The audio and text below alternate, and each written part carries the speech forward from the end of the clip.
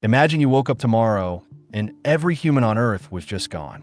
Not dead, not moved, just gone. No bodies, no wreckage, no explanation. Just empty cities, quiet roads, and billions of animals suddenly living in a world that was completely built for a species that no longer exists. What happens next? The answer is stranger, faster, and more humbling than most people expect. Because nature doesn't need us. It never really did. And the moment we stop being part of the equation, Earth doesn't mourn us. It just gets on with things. The first thing you'd notice if you were somehow watching is the silence. Within hours, power grids start failing. Most electricity systems need constant human maintenance. By day 2, most of the world goes dark. Traffic lights stop. Pumping stations shut down. Subways flood. The machines we left running keep going for a little while, and then one by one they stop. Within a week, nuclear plants will become a serious problem. Most need active cooling to stay stable. Without engineers running them, some would eventually overheat. It wouldn't be a global catastrophe, but it would leave certain areas scarred for centuries. But here's what's interesting. While all that is happening above ground, something else is happening at ground level. Animals move in. It starts almost immediately. Within days, rats leave the sewers. Pigeons take over empty buildings. Deer walk into city centers. Within weeks, packs of dogs that were once pets begin forming feral groups. Cats, which were never really domesticated in the way dogs were, adapt faster. Within a few months, predators start following the prey. Foxes, coyotes, wolves begin reclaiming suburban areas that were never really theirs to lose. And the plants start winning. Grass cracks through pavement within a single growing season. Roots push into foundations. Vines climb walls. Within 20 years, most small towns would be unrecognizable under vegetation. Cities take longer because concrete is harder to break down, but nature is patient and it is relentless. Now think about the larger structures. The Eiffel Tower, left untouched, would start to rust within decades without maintenance. Most steel bridges would become dangerous within 50 years. Wooden structures collapse far sooner. What we think of as permanent turns out to be surprisingly temporary. Most of human civilization, the physical version, would be largely reclaimed within a few hundred years. Not completely gone, but buried, overgrown, absorbed.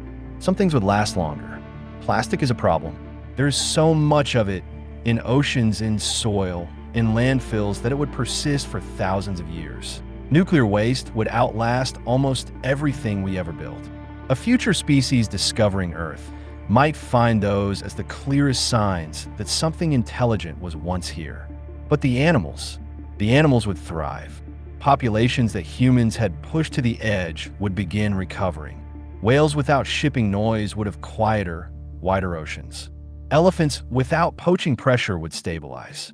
Species that depend on coral reefs might get a window to recover as ocean temperatures slowly adjusted without industrial pollution driving them up. Some species wouldn't make it though. Animals that are completely dependent on humans, certain dog breeds, livestock, domesticated plants that can't reproduce in the wild, would struggle. We shape them so completely that a world without us isn't actually better for them. Here's the part that's genuinely strange. Forests that took centuries to clear would come back far faster than you'd think. Studies from places like Chernobyl, which humans abandoned after the nuclear disaster in 1986, show that wildlife came back remarkably quickly. Not perfectly, not cleanly, but densely.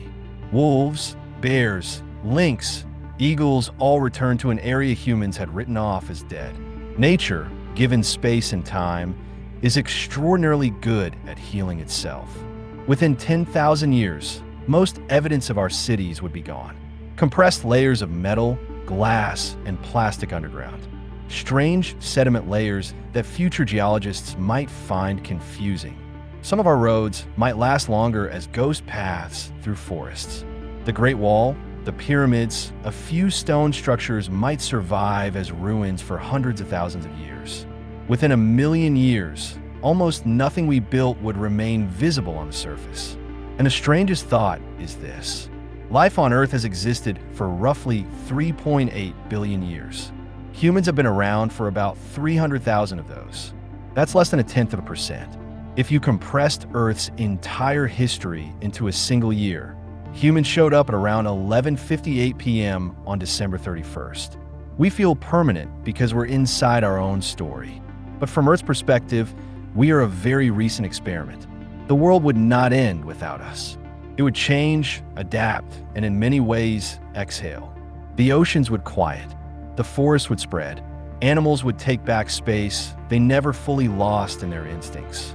And somewhere, maybe a crow would land on the crumbling edge of a skyscraper, look out at the city turning green beneath it, and not think anything philosophical about it at all. It would just be looking for food, which might be the most honest summary of what Earth actually is. Not a stage built for humans, just a place where things are always trying to survive, with or without us.